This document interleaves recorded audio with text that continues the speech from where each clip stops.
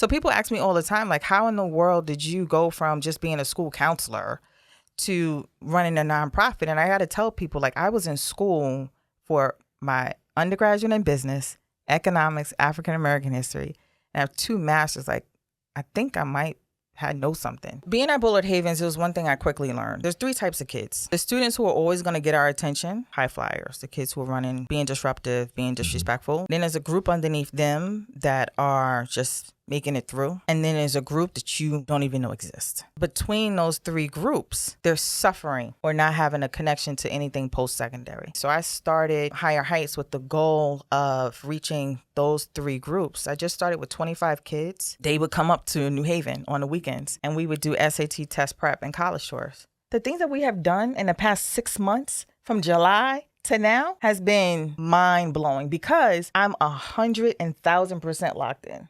Right. It's the only thing that's on my mind.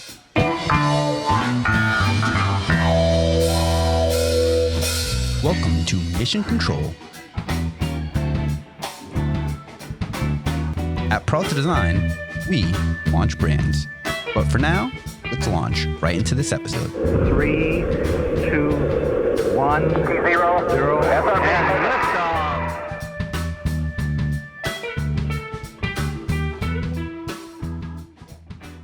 Welcome to this latest episode of Mission Control. This is your host, Ramon Peralta with Peralta Design, and we launch brands. And very excited to have the one and only, world famous, Mrs. Chaka Felder-McEntire. Welcome to the show. I like that world famous. Yeah. Well, we're just manifesting it. Yeah. Right. No, I'm going to take that, all of that. You gotta speak it into existence. Exactly. And we got Jorge. Que pasa, Mufasa? What's going on, everyone? And the man with the Jamaican air horn sound. Hello. What happened? He's never ready. Go. You gotta You can't go from the clap to the Jamaican air horn. You got to give me a minute or two. It's got to warm up. We do this every show, and he misses the cue.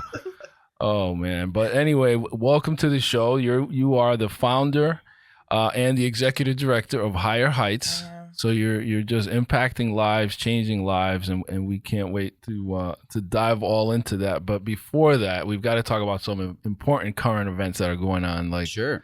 the surge pricing that everybody was freaking out about. This is fascinating to me. I have never seen a company announce a thing and then walk back from it this quickly within a matter of hours, basically. It was like an uproar. Like the people, I wish the people would fight for things that are important. Right, exactly. When it comes to like passing legislation, This was like, no, the fast food prices are going up. Let's, it's a rebellion. Right. But I'm mad they walked it back. I was ready. You were excited to get the 98-cent Frosty. I wanted to just track $1.25 bacon double cheese. But people are just so aware of like labor laws and fairness, and people were like, well, y'all gonna pay people more during the busy times? Right. It was very quickly how quick that question came up, and then there was no response back at that point. Right. And for me, it's just this thing where I think some things work with that kind of pricing, right? When you look, because Uber and Lyft kind of set the model for this. I'll take it back to the Priceline days. I mean, that whole concept of name your own price was like unused, excess inventory. Airplanes flying overhead with empty airline seats, and Jay was like, "Well, what if you could bid on those seats?" So you basically instead of making $0, you make some. Right. Or restaurants, you see it with restaurants where they have happy hour specials, or they have a certain window of time. It's like a Tuesday from 2 to 4. You have all these specials where those are the days. Yeah, but they're half prices, not increasing prices. Right. Right. But the opposite of that is when it's busy, you raise prices, and that's what Wendy's was trying to do, and the people weren't having it. No, and it became such a thing for me where every single group chat of every group of friends that I have popped off immediately. There's this like, have you seen what Wendy's is doing? And And for me, I don't and remember a the bunch last of time I people, went there, but I used to go. Listen, I mean, as my a- kids used I to was eat gonna there. say with kids, Yeah. when like after And that karate chili used or to hit. gymnastics. 99-cent chili. Are you kidding me? That junior bacon. Only the frosty. Only the frosty. Listen, That's junior it. Just the bacon. frosty. Especially because Kev and I, we grew up literally down the street. Kev's Yeah. older sister worked there. We'd get the hookup. Yeah. So Wendy's is part of like our childhood, Yeah. and now it's part of my kids' childhood. And like after karate or gymnastics Yeah. or something, you forgot to take something out. Yeah. It was like the And I think it's 4 big for for 4 is a senior go-to. citizens too, like on a fixed budget. Like everything's saying, 99 cents. the The 4 big for potato. 4 the 4 for 4 not being 4 was like a whole. I told my oldest was like, this is an economics paper waiting to be written about how this whole thing got impacted, and then they just decided, well, we're gonna walk that back. And Yeah, it's I'll argue with anyone that while it may not be the freshest chicken, it may not be homemade, Is it They even have- chicken? they have the best chicken sandwich of any restaurant. oh, Wendy's? Wendy's. Come on. Wendy's. Better than who's better? Chick-fil-A's. Better than Chick-fil-A and Yeah, Popeyes? yeah, better. People were getting shot for Popeyes. Better. Now, is it like real chicken? I don't know. I think Munch Eatery in Ansonia has the best chicken. Yeah, they don't count. Not They're not- they sponsored. don't count. But yeah, no, I had the Chick-fil-A. I was like, no, Wendy's chicken sandwich. Really? I have The spicy chicken. Yeah. So anyway, they walked it back, and then they decided like we're gonna lower prices when it's not busy. So they kind of flipped it. So it's like they're raising prices in general, lowering them when it's not busy. So they're meeting it back where their starting point is. They're Yeah. going right back where they started. Yeah, and I think they had to do layoffs too. I mean, they're who knows? I mean, it's sign of the times, but it's just interesting social experiment that people just were in an Yeah. uproar over this. And I think again, it's different where only people in have America a set. where fast food matters. Right. And it's a thing where Don't it mess with your became- fast food. It was this cornerstone that people were upset about. Meanwhile, Uber and Lyft, I think, get away with it because the fast food, I think, and with Uber and Lyft, it becomes a thing that you need in that moment. Yeah. And you're like, who else is Well, going it's to supply provide and that demand. service? There's not enough Right. cars. Right. They're going to go to where they're going to make the most money. They don't want to get tied up with a low fare when they can get a higher fare. Exactly. And people understand that if it's busy, it's kind of like skipping the line or getting a fast pass, or like you're You pay for willing the to pay VIP. more for the VIP experience. Right, exactly. And I think they just branded it wrong, right? All people Wendy's heard was VIP. all people heard was I'm going to pay more money for the same thing. Yeah. But if you had branded it like, well, listen, if we raise the prices, people aren't going to want to come. So it's like, do you want to pay an extra $1 to come in when no one else is here? Well, it's a and get country your club food? mentality, right? It's like they keep the riffraff out. You pay a $50,000 membership fee, but it's like who's going to be there. Or actually, who's not going to be there. Yeah, like I could. Yeah, exactly. So Exactly. Wendy's is not a country club. I'm no, sorry. right. That wasn't going to work. Pay an extra $1 for my Frosty, but well, actually, no, I'm not gonna say. I'm not gonna say. So anyway, let's switch gears to UConn because they're number one, and Caitlin Clark's been all over the news. Yeah, the NCAA is just exciting right now. NCAA in general, right? Yeah. So we've got a couple things. First of all, as a UConn parent, and I know Ramon's a UConn parent too, Yep. it's exciting to see UConn number one, especially growing up with like Ray Allen and like all these legends that played. And I remember, we would get excited. My dad would bring home the projector that like they'd let him borrow for the weekend, and then we'd put the UConn game up on the wall. Yeah.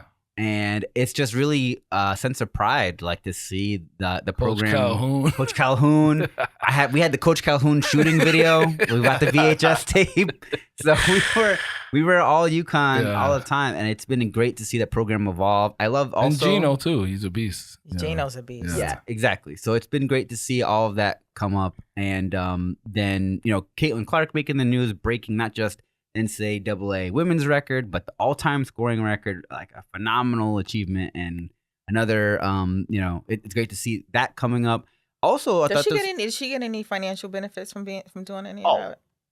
Tons. I'm sure because now they have. Well, so No, there's is it different going to rules now. her, Oh yeah. Yeah. They or have is it all just that- the money going to the program? So a lot of that is They've changing changed. now. Yeah, And they make money now. Interesting that you bring it up in that, like Their for image and likeness, I think. right. Yeah, So this whole NIL. image and likeness and the whole Next in Line program and all of these things have now opened the door to where before the school would close that off and take all the money for Right. themselves.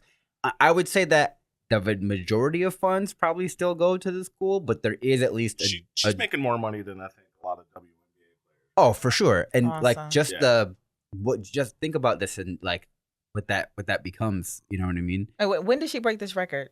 I want to say this is just last week. Like last week, what? February or last week, March? Because, I'm all about women's history. Someone was, did she do it in March or did she do it in February? That's a great. I want to say it was the end of February. Oh, dang. Right, so it would have been right there. It would have been That'd too have been good. great if she did it in March. In March for women's Because she would have history. well, she already solidified her name, but to do it in March, she would have been on every PowerPoint. Extra point. But I love that it's opening the door to other possibilities all over so for NCAA, like NCAA football, the game is coming back for the first time in, I don't know, 15, 20 years.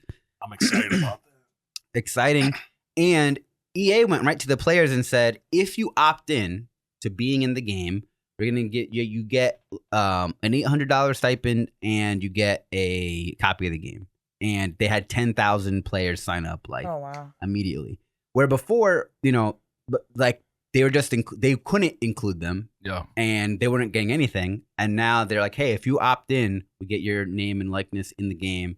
And then, that's what they had like allocated for their budget, which adds up, pretty quickly once you get X number of players. But they're already at 75% of what their goal was. So yeah, and I do want to shout out Connecticut State College, who's a tonic. Okay. It's the rebrand. Mhm. We all the community colleges now under the CT State umbrella. But just got back. They have an awesome exhibit. There's a sports photographer, Walter Yost, who they're running his exhibit, and there's pieces there with Jordan and LeBron and really? Serena and At Housatonic? At Housatonic, and they're dope. They're like real intimate. Like he had relationships with all these players, and they're up close, personal. Like there's one with Serena in a limo, and there's one with like LeBron's like meditating, and they're iconic. Over 300 Sports Illustrated covers. Wow. Used his work. He's about 80, and he's going to be doing like a virtual or hybrid kind of narrative coming up. But it opens today. Today's the opening. It's going to run for a few weeks. So And it's where at Housatonic? Housatonic in the Lafayette Hall. They have a big art gallery there, so you can access it through the garage or through State Street in Bridgeport. I encourage you all to get there to see all those celebrities, and when we come back, we're going to speak with our own celebrity and find out all about her. Stay tuned. If you've got an innovation that you want to bring to the world, the first step is making sure you've got a great domain name. Visit shop.spacehost.pro to grab your domain name today and begin your new venture and your new business. Shop.spacehost.pro. These young lives that she's positively impacting is just making the world a better place. It's something we should all be doing, but you've made a life out of it, and we can't wait to learn all about it. So welcome, and tell us your story. Oh, man. So I'm a Harlem girl, born and raised, Harlem, New York. To be very specific, 134th Street, 8th Avenue. Some people in Harlem always want to know what avenue, what block. Yeah. Martin Luther King, Just 8th Adam Clayton Avenue. Powell. Adam Clayton Powell, Lennox Avenue, 125th, St. Nick. Cotton Club. Yeah, we do those things. But I'm a Harlem girl. So my story is long but short. So the way I start to explain who I am is I always break down my name first. So like recently I did a presentation for Black History Month at Central High School, and I only had one PowerPoint slide, and I just put my name on the screen, Chaka Felder-McEntire, Dr. Chaka Felder-McEntire. And I had the class just try and figure out everything there was about me. I call it my flavor about my name. So that's my story. So you want to hear the story? Here you go. So Chaka, I was named after Chaka Khan, hence the song. My mother is a huge Chaka Khan fan. That was going to be my first question. I had to know. Huge Chaka Khan fan. I've wondered that since the day I met you, actually. You could have asked. It's funny that all these years later, I finally get the answer. You can ask. I didn't want to be that person that No, like, yes, you you're can the ask. 8 millionth person to ask. No, I'd rather shit. you ask. Some people be like, oh, Shaka Zulu. I'm like, no.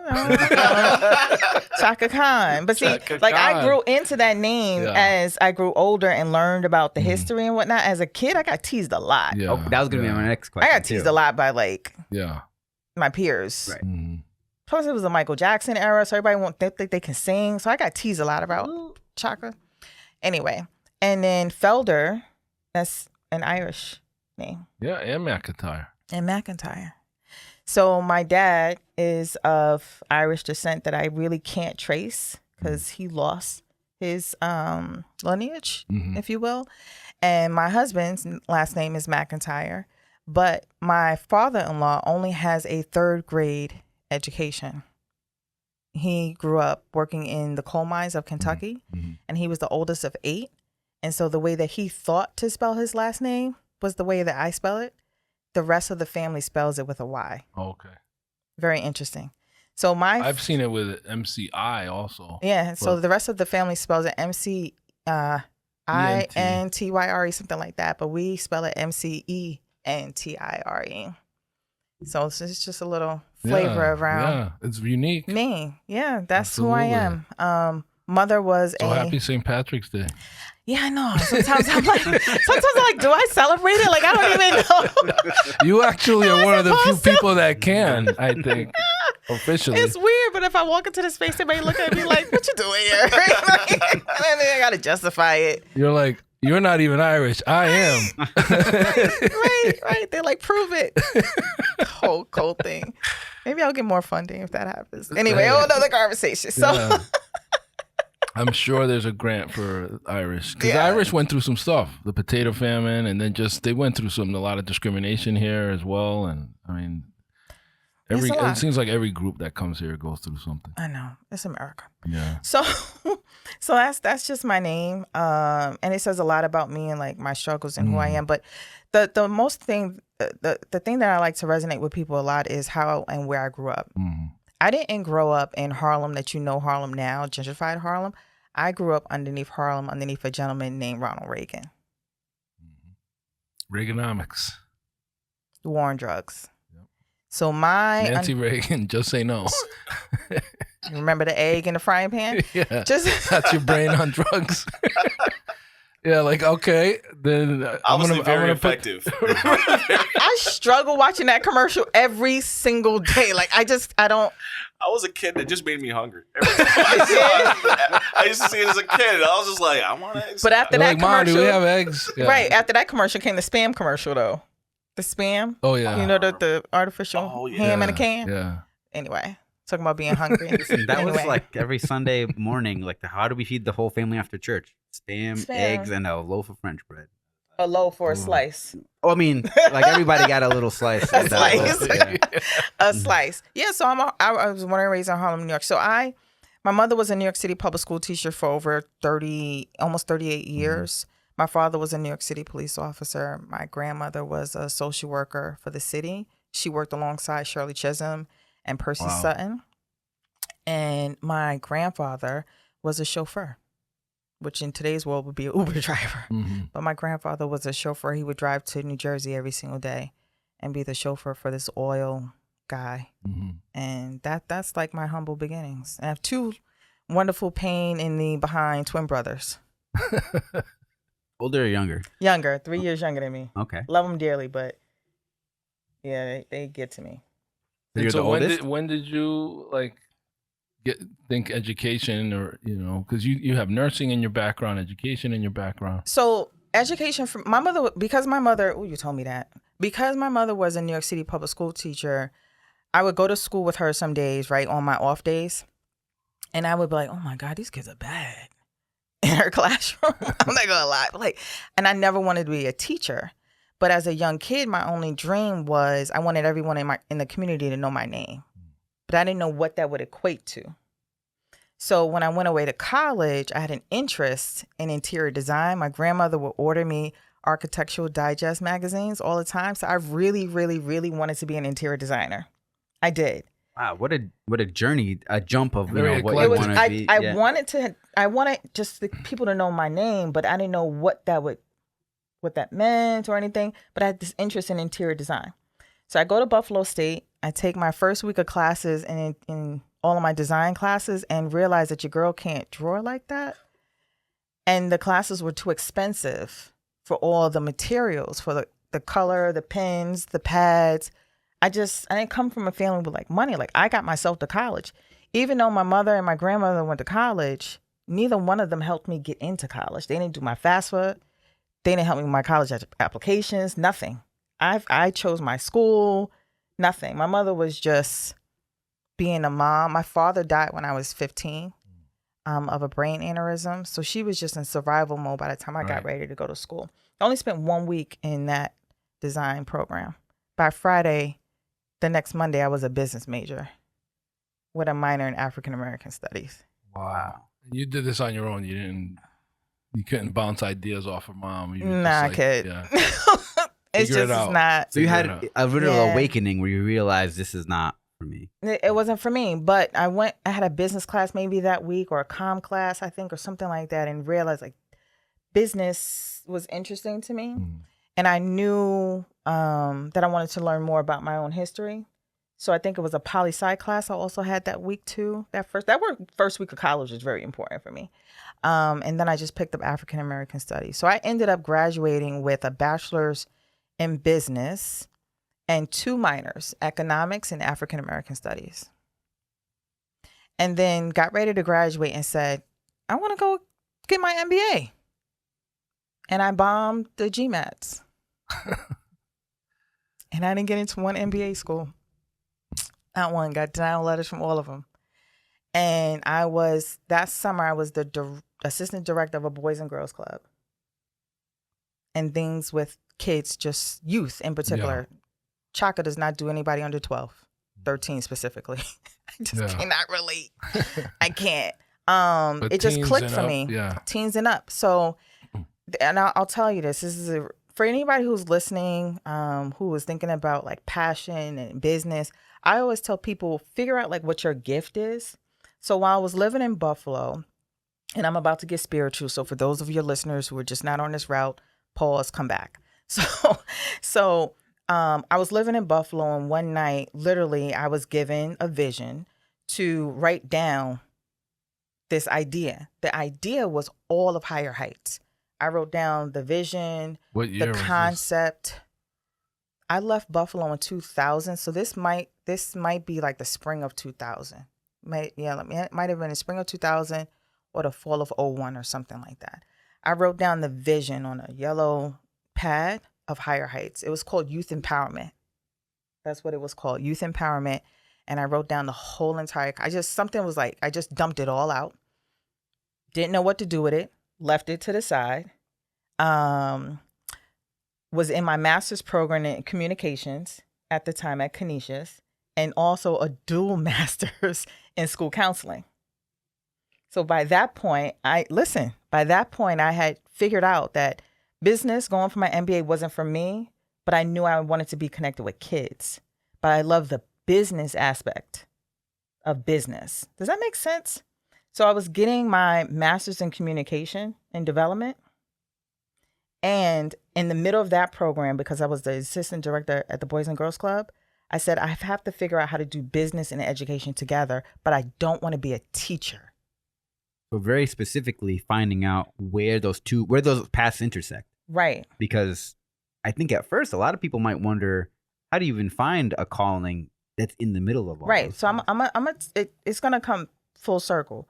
So with me being in my master's program, and understanding, when I was doing the Masters of Communication and Organizational Development, specifically was the name of the program, I was learning about the psychology of business and how organizations work, the psychology of it. And I still wanted to stay connected with kids and not be a teacher.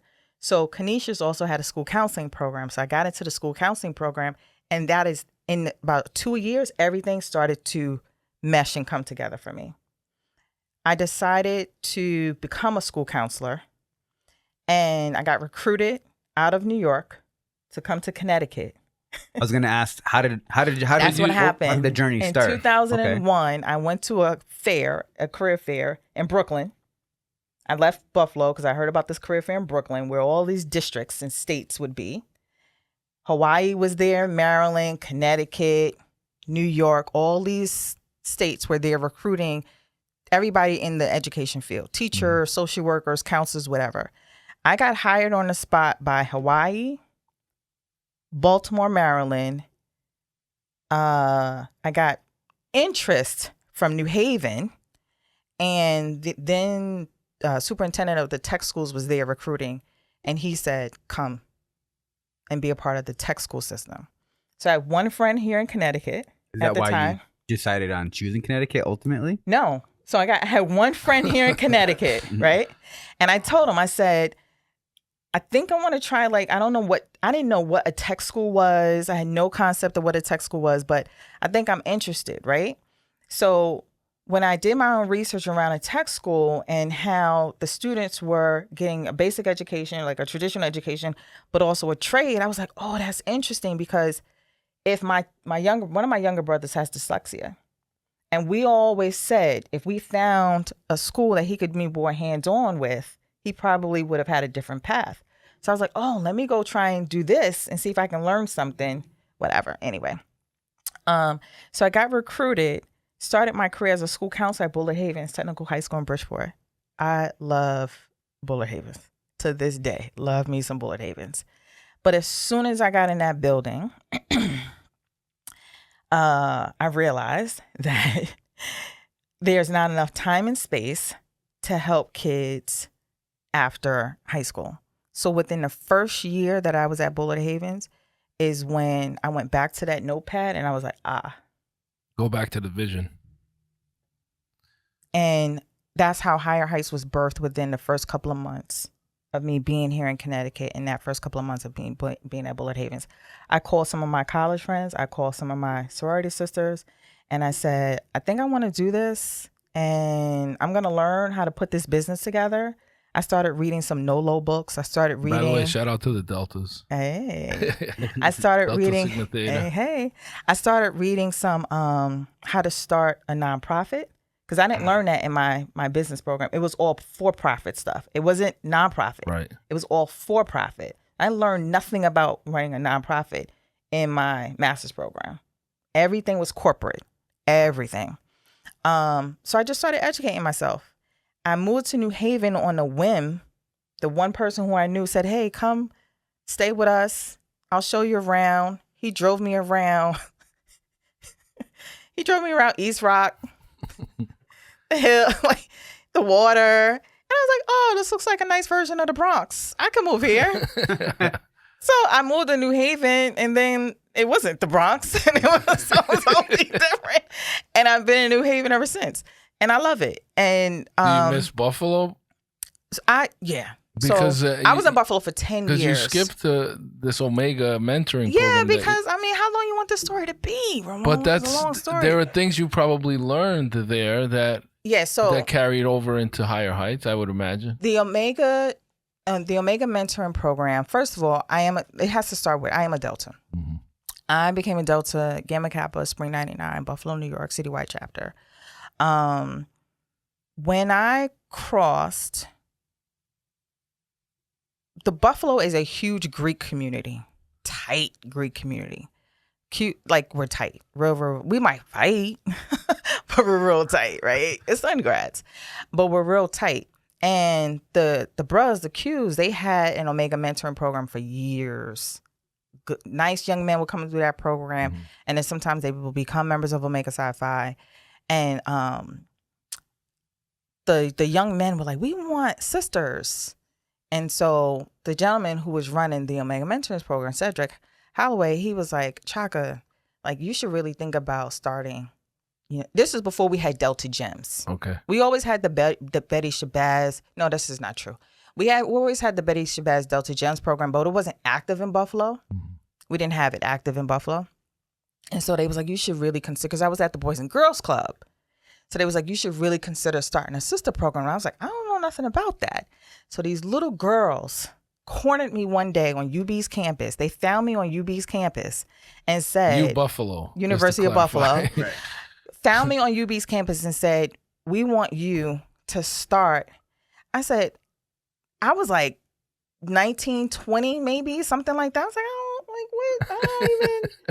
So anyway, I said to them, if y'all find a crew, yeah, I'll do it. I didn't think they was gonna find a crew. They found like 20 girls. Wow. And yeah, I made them into like a whole organization. You weren't pledging them, I hope. I made them into a whole organization. And it was a leadership program. Okay. And no hazing was involved. No, absolutely not. They're teenagers. They were babies. Absolutely not. Absolutely not. Yeah. But their purpose, it was to complement the Omega Mentoring Right. Program, but it was also for them to find their own women's way, because they're in Buffalo. We had the Zeta Arcanettes. I think somebody else had a Lambdas group. I can't remember which organization belonged to that, but there was nothing. And then But you said over 100 girls Over- participated and graduated high school. there has to be and more than that more. now, because that 2020. I mean, Yeah. I'm sorry, it's 2000. 2001. It has to be more than that now. But But this Cedric idea still of- runs the program. Right, but this idea that you're mentoring them with the goal of getting them into college seems like No, path. it wasn't about college. okay. At that point, it was just those girls trying to find a community. Okay. It wasn't even about college.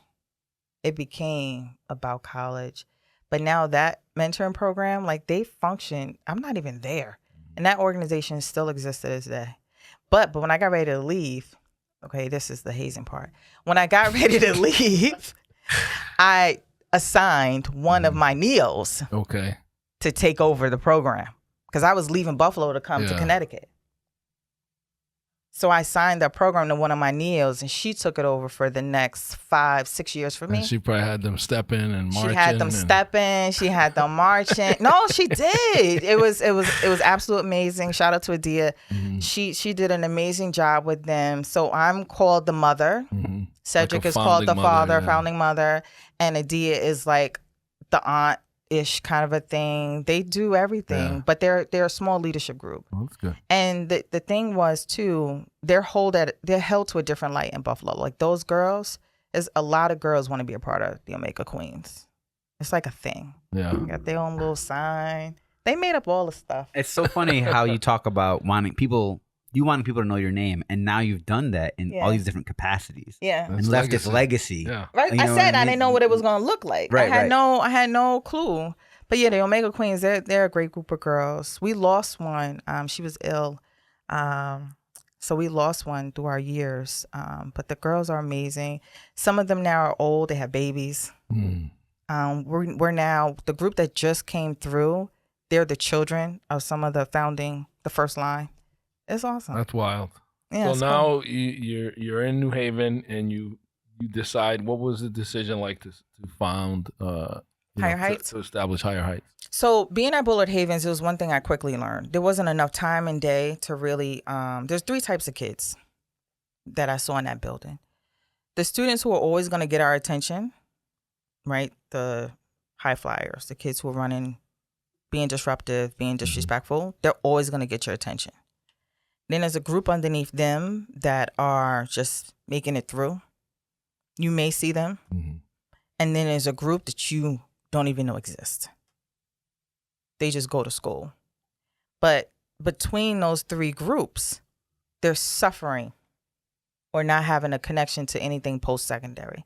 And that became like apparent to me. So I started Higher Heights with the goal of reaching those 3 groups. I just started with 25 kids out of that building. They would come up to New Haven on the weekends, and we would do SAT test prep and college tours for the first year. Mm-hmm. And then a couple of kids from New Haven joined, because I was also a member of VARIC, Amy Zion Church. Yes. So Under Pastor Morrison.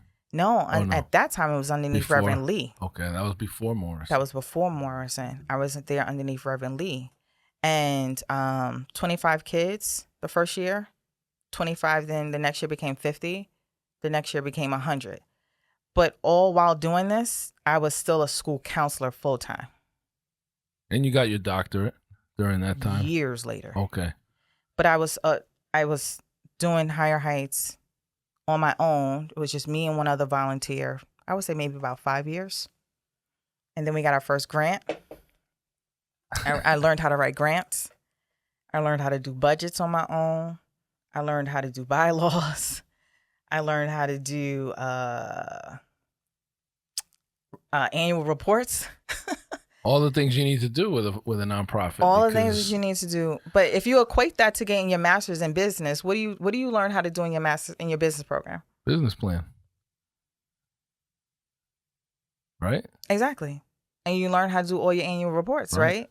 Right. And you learn all of the accounting procedures and things like that. So I literally had to take that brain and put it Apply into it a into the nonprofit space. Yeah. So people ask me all the time, like, how in the world did you go from just being a school counselor to running a nonprofit? And I got to tell people, like, I was in school for my undergraduate in business, economics, African American history, and I have 2 masters. Like, I think I might know something. A couple things. Maybe Sally may know my name because the student loans are very high, but I think I may know something. Talking about people knowing your name. Listen, Yeah. Sally Mae. Sally may really know my name, but like it's like Yeah. those being in those programs. But I think it's important that when you go to college or you get a degree from someplace, like you're gonna figure out how to transfer it over.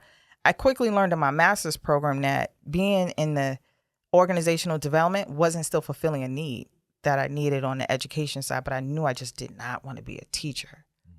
I was not going to go and get my master's in education. Do you think seeing your mom go through being an educator influenced that at all in terms of not wanting to go that path?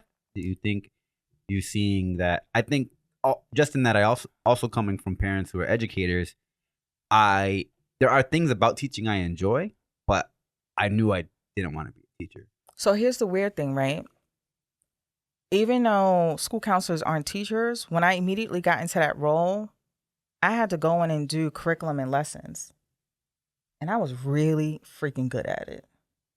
Like, I could go into a class that I never knew and teach that whole class for like 60 minutes and walk out, and the kids were connected to me. Like, I just organically have that gift. You could put me in a room of all strangers and the kids I'm going to connect with them.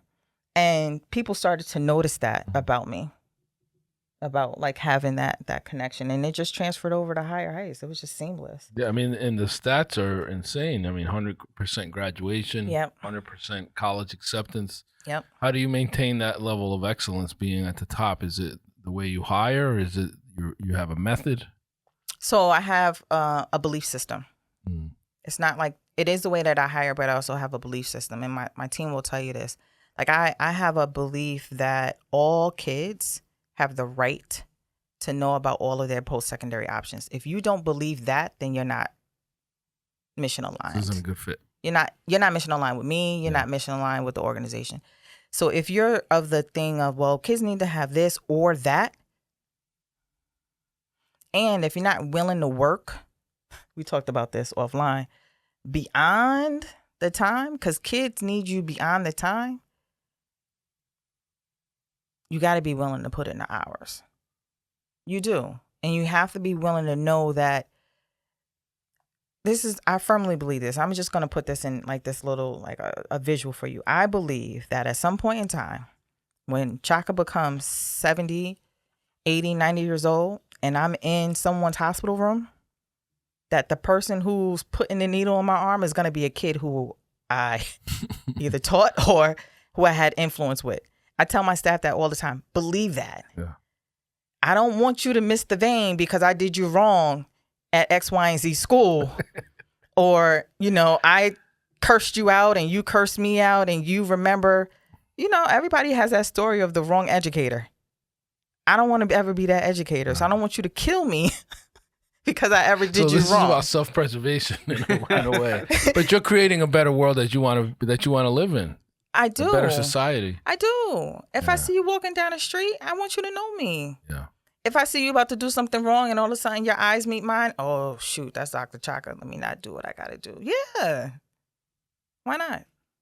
There's nothing wrong with that. Absolutely. Now, at some point, because I'm looking at your resume, it's just insane, the amount of things you were doing, but you were at what point do you stop being a counselor and decide that you've got to do higher heights? Because it seems like it was a side gig for a very long time. It was, I want to say 20 years. Wow. This is 2024 right now. Yeah. And for 20 years, Higher Heights was my other. I would explain to people, like, I was working in the school systems to pay my bills, and Higher Heights was my passion. But along the way, I gained so much, even still working for the school systems and doing Higher Heights. But it was hard. I had a staff, I had a board, and I would still be waking up 5 o'clock to go work at X, Y, and Z school district. And then the administration bug hit me. So I went and got my administrative degree and became a district supervisor, became an assistant principal. And then I became a district supervisor again. And it became a point where this 2023, and I'm going to bring this up again, Ramon, I had a conversation with you and another mentor. And last summer, you poignantly said to me, Chaka, if you continue to do part-time work, you're going to get part-time results. And then something happened in my work life that literally forced me. Like God, you can hear it on my podcast too. I did a session on this. God literally shook the bejesus out of my life. And I had to make a decision. Either, and he said this to me, either you're going to continue doing what I told you not to do, or you're going to do what I made you to do. And it was July 8th, 2023. And I got on my knees and I said, I'm in full submission. I'm turning this all over to you. Just don't let me fail. I need to still pay my mortgage. I need to still have kids. Scary. I have a husband. I just don't. And I'm the breadwinner in my family. I just don't want to not be able to provide, because for years, Higher Heights never paid me a salary that was a salary, because I was always focused on paying my team, because I had the salary from the district. Do you see what I'm saying? Yeah. So now it was like, if I come on board, the organization's budget. It has to elevate because I got to draw from it. It's got to. And I don't have a bachelor's. I don't just have a bachelor's degree. I know you're a doctor. Right. So it's like, you can't go to your own organization and say, like, I'm not starting at an entry level. so I had, but my board was so on board. Chaka. Were they relieved that you were coming on full time? Yeah. This is the push you're They talking knew they about. were going to go to the next I level. see now why you talk about it as a push. Yeah. It's literally powers that be pushing Chaka to say, okay, Yep. this is your path. Yep. And the things that Higher Heights has done, people are like, oh, where did you guys just come from? The things that we have done in the past 6 months from July to now has been mind blowing, because I'm 100,000% locked in. Right. It's the only thing that's on my mind. And another mentor said to me, okay, as you make this shift, I'll shout him out too, Howard Cahill. Mm-hmm. He said to me, as you make this shift, don't stay in the weeds. Chaka, don't do this and then go be in the ground doing the work. Like, Work on it, not in it. you have to make your vision go to the next level. You need to strategize. You need to stay in that space. Yes. If you get pulled down into the weeds, you're going to be back at ground zero. And every time my team tries to pull me back, I'm like, guys, I trust you to do X, Y, and Z, things like that. I've been able to feed into my team so much more now. It's been beautiful. It's been beautiful. Like, the way that I'm building them up, the way that I'm just leading them, the support that the board is getting, the way I'm pushing the board, the partnerships that we're making, the time that I don't now need to be thinking about, like, oh, I got to be at the district from 7 a.m. to 5 p.m. and I got to go home and work Higher Heights from 6 p.m. to 12 a.m. You know what I mean? Like, this is the main squeeze. This is the main squeeze. This is the main thing. This is the thing. Yeah. So entrepreneur, and the content you've been putting out is amazing too. But the All of a sudden. creativity, now I don't have any barriers. Right. So before it was like, oh, I have this idea. And then I would be like, oh, but I don't think I could do that because so-and-so might find out about it. I could do whatever I want now. Right. And if I feel at it, that's just... You're killing it too. So tell us about the podcast. Tell us about the summit that's coming up. So the podcast is a way for me to bring more light to Higher Heights, but it's also a way for people to to get to know me, because I've learned a lot in this space. And I think leaders, especially educational leaders, need to understand the emotional intelligence behind being a leader. And for me, that's the podcast space that I'm in, is that next level of thinking of a leader. And I had to evolve into that. And I'm still learning some things. With Higher Heights, we have so much amazing things. So let me just back up, because somebody might be saying, well, what is Higher Heights? Higher Heights is a Connecticut-based statewide college access organization. We do everything post-secondary, which means that we partner with school districts and communities to basically expand college and career initiatives. So our job is to work alongside the school districts, take the entire high school building itself, and expand everything college and career for those babies in that building, specifically for urban communities. So our footprint has been in New Haven, the greater New Haven area. We've also done some partnerships in Hartford, and now we're going into the Waterbury space. The expansion, wow. Huge. Higher Heights has expanded in 6 months. Just because you were able to put your It's full... just exponential growth, yeah.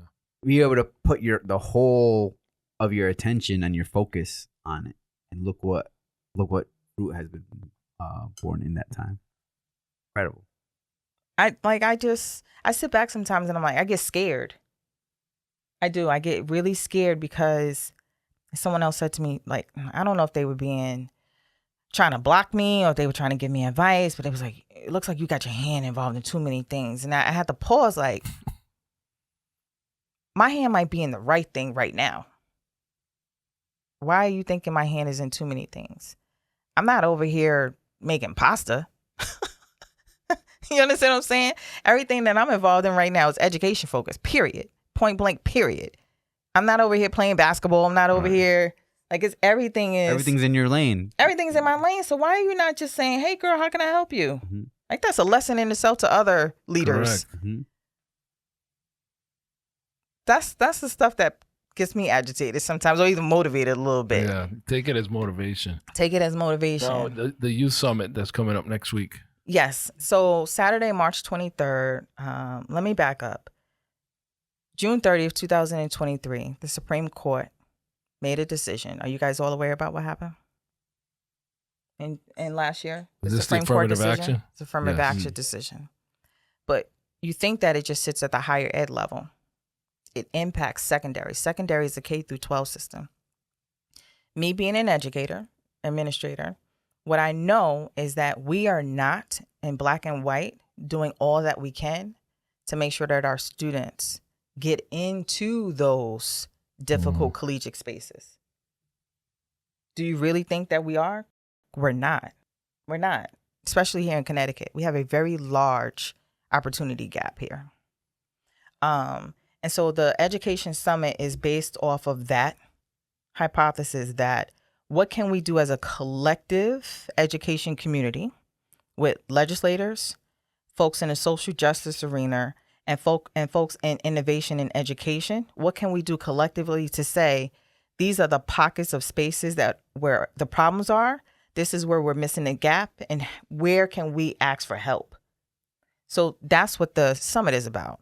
So yes, we have the legislators coming there, and I'm happy that they're all there because they're going to share out what they're doing. But then the folks in the social justice space are going to say, this is what we need the extra push in. Then the folks who are in education and innovation are going to say, this is where we're addressing some of the gaps that you don't even know exist. But guess whose voices are kicking it all off? Do legislators listen to who the most? The voters. Kids.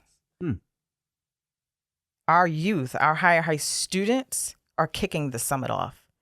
They've been meeting every week.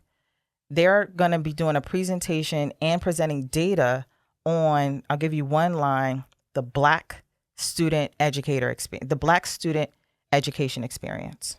They have a whole presentation on that. The front lines. The real deal. And there's another group of students that are presenting on disciplinary practices in schools that are impacting them. And there's another group that's doing a piece on teacher engagement. They really feel they've seen teachers who keep them engaged, and they want to address the teachers who are not engaging them.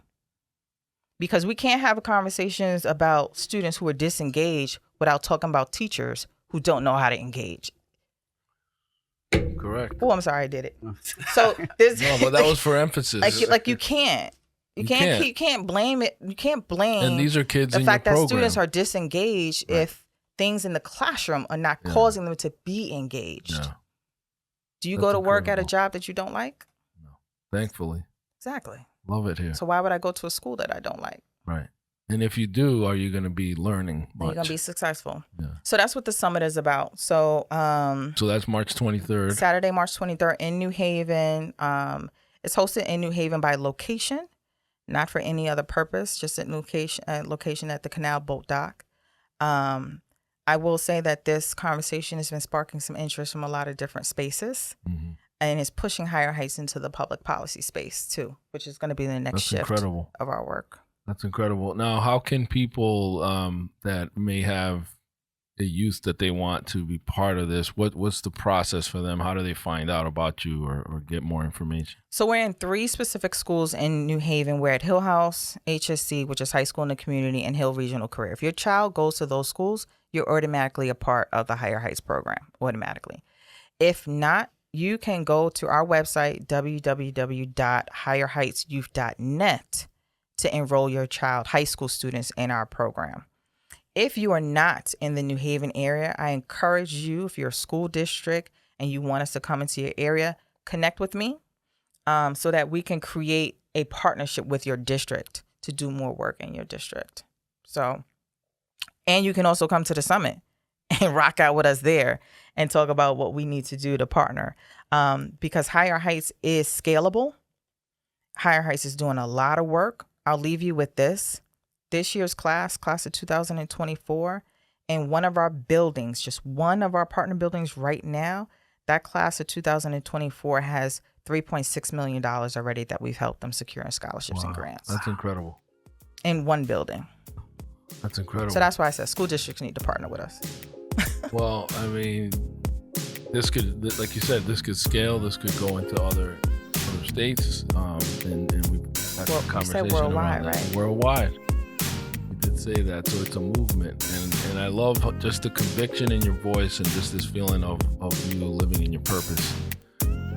And any bit of advice for someone out there, whether they're starting a business or a nonprofit that might be doing it on the side, that's just not sure about making that leap, what would you say to them? Ask God what your gift is. And as soon as you find out what your gift is, if you work in your gift, I promise you the doors will just open because you're working in the gift that you're supposed to be doing. Amen. All right, Chaka. Well, Dr. Chaka, thank you for being here and sharing this inspirational timeline of achievement, helping our youth. It's a long story. Loved every bit of it, and you're a blessing to us. I'm glad you made Connecticut and New Haven your home. The community needs you, loves you. We're counting on us as your partners. Yeah. As you continue to go on to even higher heights.